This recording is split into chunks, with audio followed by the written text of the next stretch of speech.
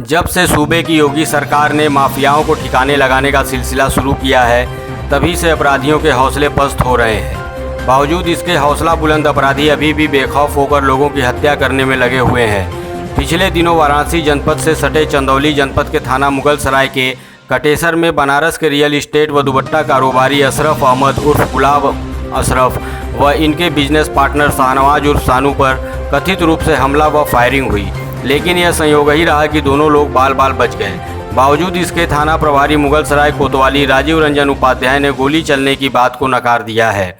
वहीं इनके विरोधी इस घटना के बाद लगातार इन्हें बदनाम करने में जुटे हुए हैं। लोगों का यहां तक कहना है कि कुख्यात अपराधी हैदर की मौत से पहले बिल्डर गुलाम अशरफ उसके साथ कई मामलों में फंसे भी थे। इतना ही नहीं, इनके विरोधियों का यह भी कहना है कि लल्लापुरा के जूता कारोबारी भाइयों की हत्या में भी इनका नाम घसीटा गया था और जेल भी गए थे। गुलाम अशरफ व शाहनवाज के विरोधी कहते फिर रहे हैं कि ये लोग दालमंडी से लेकर नई सड़क तक अवैध व्यावसायिक प्रतिष्ठानों के निर्माण में जमकर काले धन का करोड़ों रुपए लगाकर लाखों रुपए की काली कमाई करने में लगे रहते हैं। इसके पीछे की हकीकत यही है कि गुलाम अशरफ व शाहनवाज उर्फ सानू वास्तव में बिल्डर हैं और जैसे दालमंडी व नई सड़क क्षेत्र के अन्य बिल्डर अपना कारोबार चमकाने के लिए वीडियो से लेकर पुलिस तक की जेब गरम कर करोड़ों लगाकर लाखों कमाने में अपनी पूरी मेहनत झोंकते हैं, वैसे ही गुलाम अशरफ व शाहनवाज उर्फ सानू भी अपना कारोबार पूरी मेहनत से करते हैं। यह भी सच है कि ऐसे बिल्डरों से उगाही के लिए अपराधियों के द्वारा डराने धमकाने हत्या का प्रयास करने का सिलसिला भी चलता रहता है, जो कोई नई बात नहीं है। आइए सीधे बात करते हैं और जानते हैं गुलाम अशरफ से कि उन पर जानलेवा हमला करने वाले बदमाश कौन थे और अपराधियों की मंशा क्या रही होगी।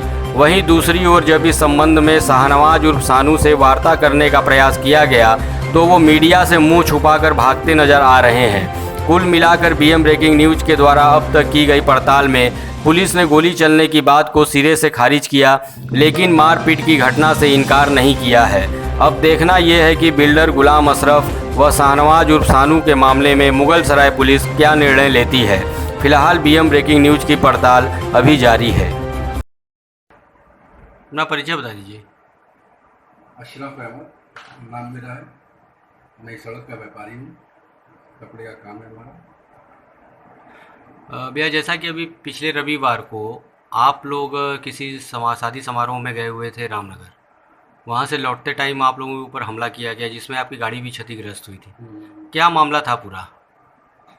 हम लोग गए थे, मंगनी थी, 5 सितंबर संडे का दिन था और वहाँ से प्रोग्राम ख़त्म होने के बाद सिमरा पे होटल रमाडा है, उसी के बगल में एक लॉन है, उसी में प्रोग्राम था। उसी से वापस आ रहे थे प्रोग्राम ख़त्म होने के बाद 9:30 बजे से हम लोगों की गाड़ी निकली एक्सीवी ये रामनगर की तरफ।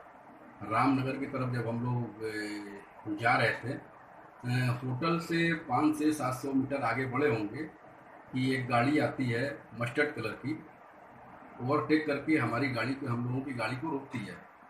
रोकने के बाद गाड़ी में से 2-3 लोग निकलते हैं, उसके पीछे से 4-5 बाइक आती है और इन लोगों ने हॉकी है, बेसबॉल है और रॉड है, इन सब चीज़ों से हम लोगों के ऊपर जानलेवा हमला किया और जिसमें हम लोग बाल बाल बच गए। गाड़ी इसी तरीके से हम लोग अपनी जान बचा के भागे हैं। जब हम लोग भाग रहे थे गाड़ी लेके, पीछा इन लोगों ने पीछा किया है। पीछा करने के बाद इन लोगों ने पीछा किया है और इन लोगों ने फायर भी किया हम लोगों के ऊपर, जिसमें हम लोग बाल बाल बच गए और फायर की आवाज़ सारे लोगों ने सुनी है और ये बात हम लोगों ने अपने एफआईआर में भी लिखा है कि हम लोगों ने गोली जैसी आवाज़ सुना। तो इन सब संबंध में आप लोगों ने प्रार्थना पत्र मुगल सराय थाना पर दिया, उस पर एफआईआर दर्ज हो चुका है? हाँ, एफआईआर दर्ज हो चुका है। एफआईआर को हमने करवाया, दर्ज हो गया, जो हमने बताया भी, दिखाया भी। इसमें पुलिस अभी तक जांच कहाँ तक आगे बढ़ी है? पुलिस वाले तो सीसीटीवी का फोटो बोल रहे हैं कि निकाला है, देखा है, पहचान हो रही है, कार्रवाई हो रही है, यही बात हो रही है।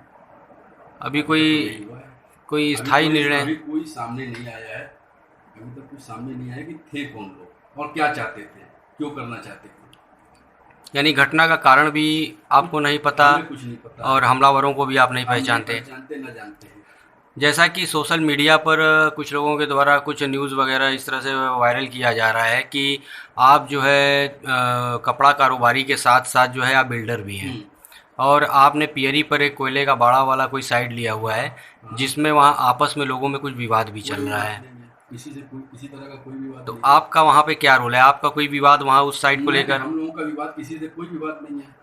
और दालमंडी में भी कोई एक साइड आपकी है जिसमें आप और सानू मोबाइल पार्टनर है, हम्म। वहाँ पर भी कोई किराएदार है जिसको हाँ, दबंग सानू बताया हर जा जगह रहा है। पार्टनर है, लेकिन विवाद कहीं कुछ ऐसा नहीं है कि जिसपे जानलेवा हमला किया जाए, जिस वजह से कोई या, ऐसा विवाद नहीं है। यानी इस तथ्य पे जो लोग समाचार वगैरह वायरल कर रहे हैं कि तो ये पूरी तरह से गलत है फिर। तो हमारे हिसाब से तो हमारी नज़र में तो कोई ऐसा मामला नहीं है। अगर कोई ऐसा मामला है भी तो फिर पुलिस देखे अपने हिसाब से कि है कि नहीं है। और ये क्लियर तभी होगा, सामने तभी आएगा, जो हमलावर थे सामने आएंगे, सारी चीज़ें क्लियर हो जाएगी। हम कह रहे हैं कि कोयले वाले बाड़े में वहाँ विवाद है, दालमंडी वाली साइड है वहाँ विवाद है, जब एक दो काम कर रहे हैं वहाँ विवाद है, तो सारे लोग मिल के तो किए नहीं होंगे।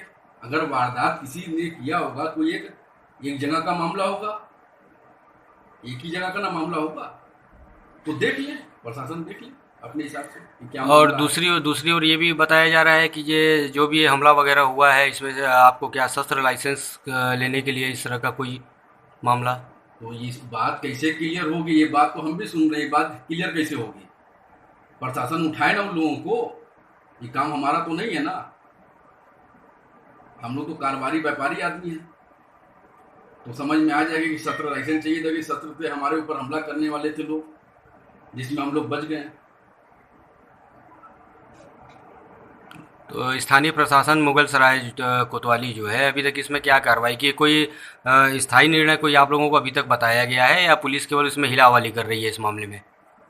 नहीं, कुछ नहीं है, और यही एफआईआर की कॉपी उन लोगों ने दिया है, बोला कि एक दो दिन में सारी चीज़ें सामने आ जाएगी, यही उन लोगों ने कहा है।